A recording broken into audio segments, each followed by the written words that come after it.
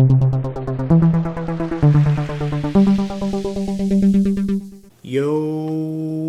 what is going on, everybody? Welcome back to the channel, or if it's your first time to the channel, welcome. It's your boy Mansa, and today we're going to be going over my top 10 favorite games of all time. Okay, so some of these, there are newer versions of them or sequels and things like that, but these are just my top 10 personal favorites that, you know, have some type of connection with me. And you know, I just wanted to throw this list together. I feel like I haven't really talked about some of my personal favorites, so that's what I want to do today. Now, if you're new to the channel, make sure you do hit that subscribe button. We do upload over here on Mansa XP every Sunday, so we'll be doing different topics, gaming discussions, pickups, unboxings, things like that. I got a lot of videos coming out, so let's get right into this one. So this list, really, the top 3 are actually the top 3, but the rest of them, there's not really any particular order as far as, you know, 4 through 10. Some of them could have been moved around and things like that, but I didn't want to get too in the nitty gritty with that, so just don't even worry about that. Once we get to the top 3, you'll know my top 3 favorite of all time. But before we get into that, I did want to get into a couple of honorable mentions. So the first honorable mention I have is Call of Duty Modern Warfare 2. So this is Modern Warfare 3 because I don't physically have Modern Warfare 2 anymore, but Modern Warfare 2, it had a really high chance of making it onto the final list, but the thing was, I thought of something else that took its place that you'll see when we get to the actual list. But yeah, I mean, for a lot of people in my age group, you know, Black Ops, Modern Warfare 2, even Call of Duty 4, Modern Warfare 3, those were some of the best times with online gaming. Like, that was the apex of, you know, Xbox 360, Xbox Live, you know, playing after school, chat rooms, and just Modern Warfare 2, I felt like just took the online multiplayer to the whole nother level. Like, Call of Duty 4 was great, but Modern Warfare 2 added, you know, the Harrier strikes, the attack helicopters, the AC-130, all this crazy different game modes, stuff like that. So Modern Warfare 2 is always going to have that, you know, place in my heart, especially from high school. Next up on the honorable mentions, we have BioShock. So this is the actual collection with all 3 games. So I borrowed BioShock, which actually was an Xbox 360 exclusive when it first came out. I borrowed it from my friend in high school, and I was just enamored with just the life, the different enemies, the different abilities, the whole world of Rapture. And, you know, I just, you know, till this day, BioShock, I'm still, you know, waiting for them to come up with something new or just make another sequel or anything. But I did play the first 2. I haven't beat Infinite yet, but BioShock definitely deserves an honorable mention spot on this list. Next honorable mention, I don't have it in front of me, but Street Fighter 2. So Street Fighter 2, I used to play on the Super Nintendo all the time. I even had it on Xbox 360, on Xbox Live, and, you know, it's just that classic fighting game, you know, just Ryu and Ken, you know, Chun-Li, everybody, you know, not much needs to be said else, you know, for Street Fighter. It should be on everybody's list, to be honest. All right, now we can get to the actual top 10. Now remember, the top 3 is the top 3. The rest of them, they can go any order, but we'll start with number 10, and that is, and number 10 is Rayman 2. So I don't even know if this cartridge is showing up because it's green, but Rayman 2, The Great Escape. I first played this game on N64 when we rented it from Blockbuster, and I could never get through a lot of it because you needed a memory card. So this was the game that made me get a memory card for my N64, even though this was like near the end of anyone playing the N64. But yeah, Rayman 2 is just a ton of fun. Again, just that golden era of 3D platforming, the different abilities Rayman had with the, you know, power-up shot, you know, certain levels you could fly with your helicopter ears, just the different types of enemies and everything like that, collecting. I would literally spend hours like replaying that game, trying to get all the lums and stuff like that. Like, I would die on purpose just because I know, like, if you pass a certain part, you couldn't go back to collect everything you wanted to collect. So Rayman 2, definitely, you know, it had to make the list. I've just played it so much that I'd feel really weird leaving it off. Next up at number 9, we have Gears of War 2. So if you watch my top video game franchises ever. Me and Avante recorded that probably like almost 3 years ago at this point, but check that video out. But yeah, Gears of War is just one of those staple franchises. You know, me being an Xbox 360 owner specifically, you know, Gears of War 2, I didn't play 3 till maybe like 2 years after it came out, but I love Gears of War. And Gears of War 2 just took it to a whole nother level, adding new weapons, of course the story elements, changing the colors up a bit, because we know the grays and browns and blacks in Gears of War it was too dark. So they lined it up a little bit.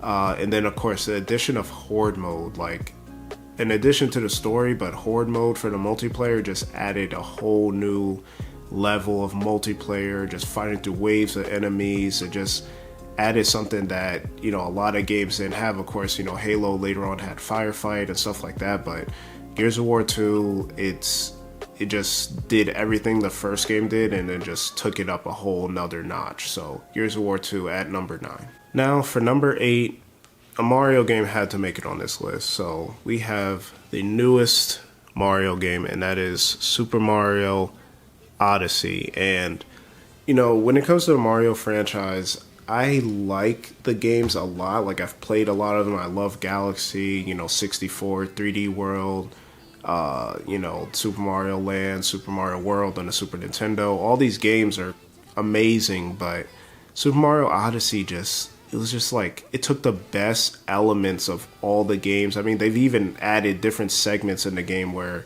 you were going back to like that old school style of play, you know, even the 2D, you know, paying homage to that.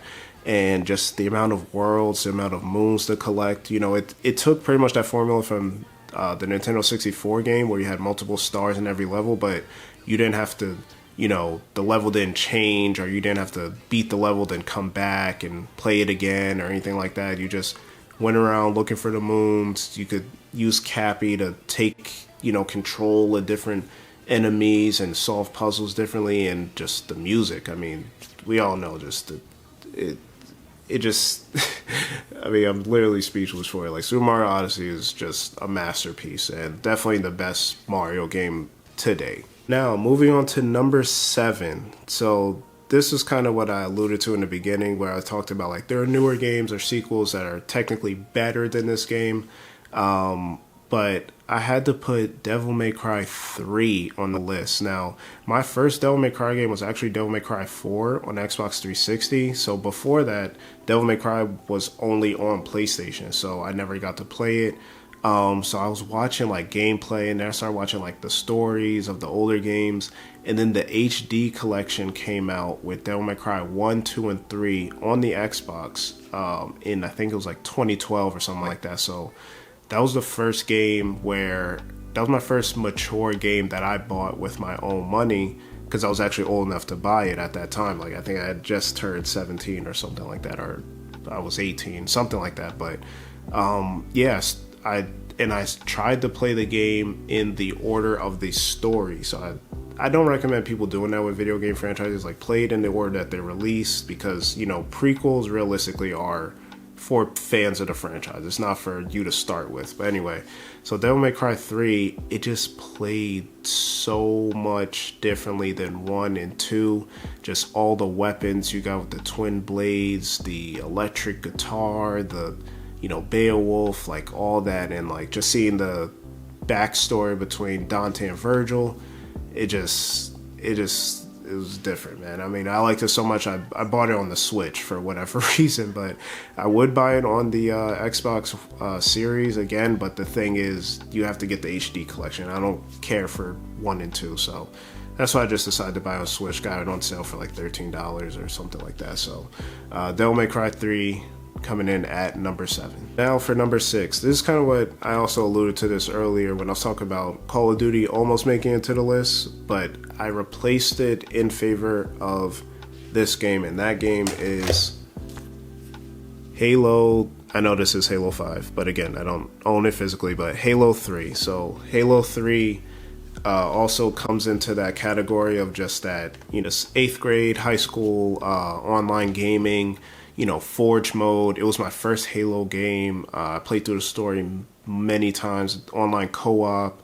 They even had a period of time where you didn't need Xbox Live Gold to play online. Like, you could have silver and play. So, you know, everything was just great from that game. I mean, I know a lot of people love Halo 2, but Halo 3 is, you know, my #1 Halo game. I definitely like Reach a lot.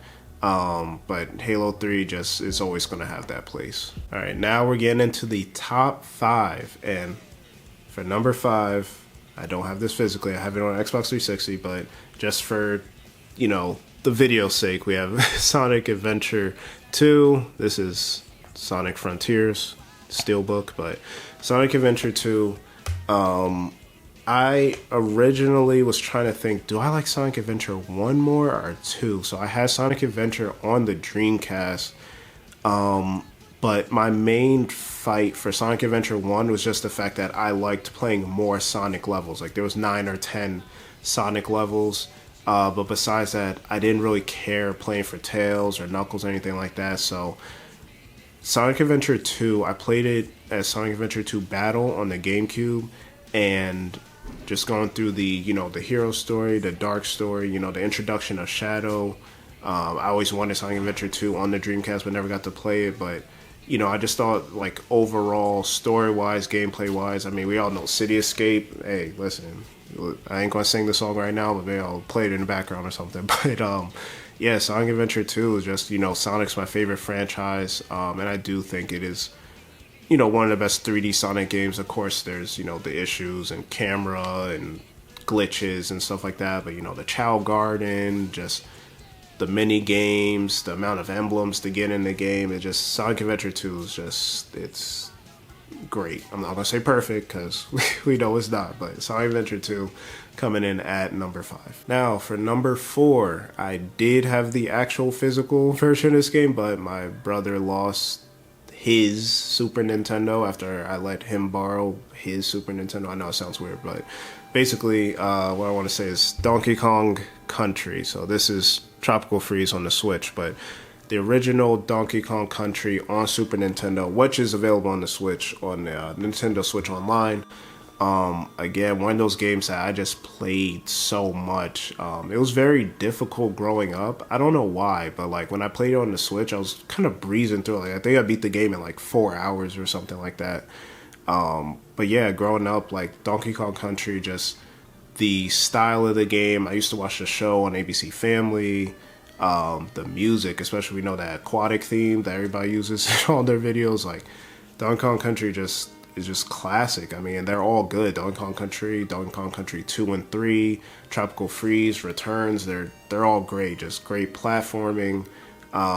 It did have a bit of a challenge, you know, with the, if you get hit once, you pretty much die. There's so many pits in the game, the minecart levels, but yeah, Donkey Kong Country, you know, just classic. Had to make it on the list. All right, now we are at the top 3, and to be honest, you know, a lot of people, they think like when you get to this part of the list, it's like, oh, I couldn't decide, but like the top 3 was pretty easy for me. So number 3 is actually going to be Pokemon Rubies. Now, of course, Emerald is the better version of this game, but Pokemon Ruby was my first Pokemon game, and you know, when I went to a new school, there was different things people were into. You know, it was Beyblade, it was Zip Zaps, it was all this stuff, and then, you know, people were playing Pokemon, and honestly, up to that point, I didn't know Pokemon had a game. I watched the show, I knew about the cards, I never knew there was a Pokemon video game. Like, I knew about Pokemon Stadium, but I didn't know there was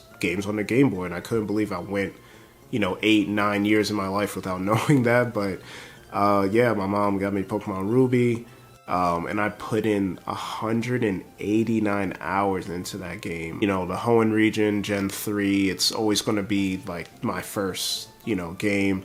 You know, Torchic being my first Pokemon ever. That's why when they brought him back as a mystery gift in X and Y, you know, it felt a little, you know, it hit a little deeper for me. So yeah, Pokemon Ruby.